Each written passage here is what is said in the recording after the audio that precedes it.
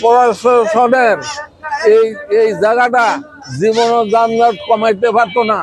যদি মনে করো এটা 20 তলা আরো এটা চড়া 40 ফুট করে, তাও এটার যানজট কমাইতে পারতো না। কিন্তু পারবো, একটা কাজ আছে, আমাকে পুলিশ ভাইয়েরা যদি আমাকে এখানে থাইকা আমাকে সুন্দর মতো নিয়ন্ত্রণ করে তাইলে পারবো। বর্তমান তারা নিয়ন্ত্রণ করতে পারে না। তারা আমাকে মতন তাগো দাম নাই, আমাকে মতন তাগো কোনো ইজ্জত নাই, এই জন্য তারা পারে না। নাইলে তারা যদি এখানে দাঁড়ায় ঠিক মতন আগেও করছে, এখনো করতে পারবো।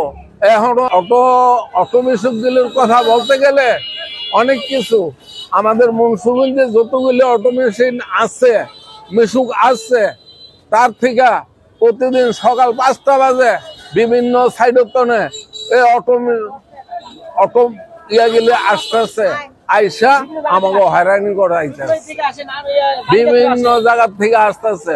যদি বা আমরা মুন্সিগঞ্জে থাকতাম, হ্যাঁ, তাইলে আমাদের আর এত অসুবিধা হইতো না। আর ওই বেটারে না পারে না, এখানে সব কিছু এখনো তাকে আসতেই হয়। তাকে যে বাধা দেবো সেটা তো হয় না, তাকে আসতে হয়। চাকার সাইকেল রিক্সা গেলি আমাকে ট্যাক্স দিত, আর এই যে ওখানে এইগুলি আমাকে ট্যাক্স নাই, কোনো কিছু নাই, কিছু নাই। এই শহর মাগনা চলতে আছে।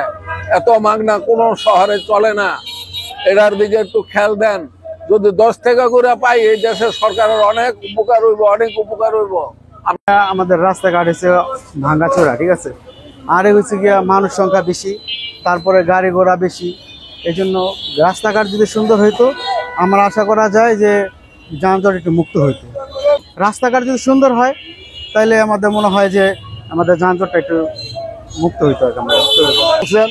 এই যানজটের জন্য ফুটপাথ সরানো উপকার, সরাই দিলে ভালো হয়। সরাই দিলে গাড়িগুলো সুন্দর এক সাইডে চাপতে পারবে। 1 নম্বর কথা হইলে ফুটপাথ সরাইতে হইব। আর আমরা যে গাড়ি চালাই, যেখানে খুশি সেখানে রাখতে হয়, এখানে যানজটটা লাগে, আমরাই লাগাই। যানজটে তো রক্ষা পাইতে হইলে আপনার অটো মিশুক কমাইতে হইব। অটো মিশুক উঠাইলে আপনার যানজটের থেকে রক্ষা পাওয়া যাবে মানুষকে। একটা জেলা শহর এবং ডিস্ট্রিক্ট হেডকোয়ার্টার হিসাবে মুন্সিগঞ্জের যে প্রধান, এই জেলার প্রধান শহর মুন্সিগঞ্জ সদর।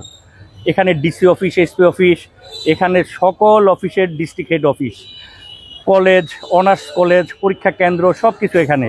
কিন্তু মুন্সিগঞ্জে প্রথমত আমি একজন যাত্রী হিসাবে মনে করি যে আমাদের কোনো গণপরিবহন নাই। জেলা হেডকোয়ার্টারে প্রবেশ মুখে আমরা দেখতে পাই সুপার মার্কেট থেকে, বিশেষ করে সুপার মার্কেট থেকে শিল্পকলার মোড় পর্যন্ত, এবং এটা হলো উত্তর দিকের অবস্থা, এবং ভিতরের পুরান রাস্তার এক অবস্থা। বিশেষ করে বাজারে তো পায়ে হেঁটেও এপার ওপার হওয়া যায় না, এত যানজট থাকে মিশুক এবং অটোর। খালি থেকে শুরু করে জেলা প্রশাসকের কার্যালয় পর্যন্ত, জেলা পরিষদ কার্যালয় পর্যন্ত, এসপি অফিস পর্যন্ত আরেকটা জ্যাম থাকে। এই ট্রাফিক যে বক্স আছে, এখানে 1জন বা 2জন ট্রাফিক থাকে। বাজারে কোনো ট্রাফিক পাওয়া যায় না ঠিকমতো। সুপার মার্কেটে নেই বললেই চলে। হাসপাতালের সামনে নেই। হাসপাতালের মুন্সিগঞ্জ জেনারেল হাসপাতালে, 250 শয্যা বিশিষ্ট জেনারেল হাসপাতালেও কোনো আমরা ট্রাফিক দেখি না। এখানে ট্রাফিক থাকা প্রয়োজন বলে আমি একজন যাত্রী হিসাবে মনে করি। মিশুকের কোনো নাম্বারিং নাই, যেটা একসময় পৌরসভা ছিল। পৌরসভার আলাদা, মুন্সিগঞ্জ পৌরসভার আলাদা রিক্সা ছিল, তাদের নাম্বারিং ছিল।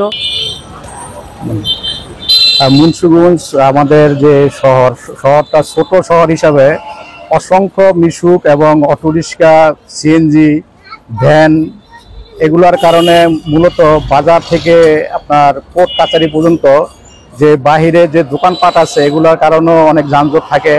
এবং প্রশাসনের দৃষ্টি আকর্ষণ করছি যে যাতে ফুটপাতে যারা দোকানপাট বসায়, তাদের সতর্কভাবে দোকানপাট বসায়, এবং মিশুক চালক এবং অটোরিক্সা চালক যারা বাইরা আছে তাদের প্রতি আকুল আবেদন, তারা যাতে যথাযথভাবে পার্কিং করে, যাত্রী উঠানামার জন্য যাতে এরা এই সতর্কভাবে ই করে, এবং প্রশাসনের ভূমিকা, ট্রাফিক আইন যারা আছে এরা যাতে একটু নিয়ন্ত্রণ করার চেষ্টা করে, এবং সাধারণ জনগণেরও একটু সতর্ক থাকা দরকার আমি মনে করি। এই যে যানজট নিরসনের প্রশাসনের একটা উদ্যোগ আমরা জানতে পারছি যে মুন্সিগঞ্জে কিছু অটো এবং মিশুককে লাইসেন্স দেওয়া হবে। এই লাইসেন্সের বাইরে কোনো অটো মিশুক থাকবে না।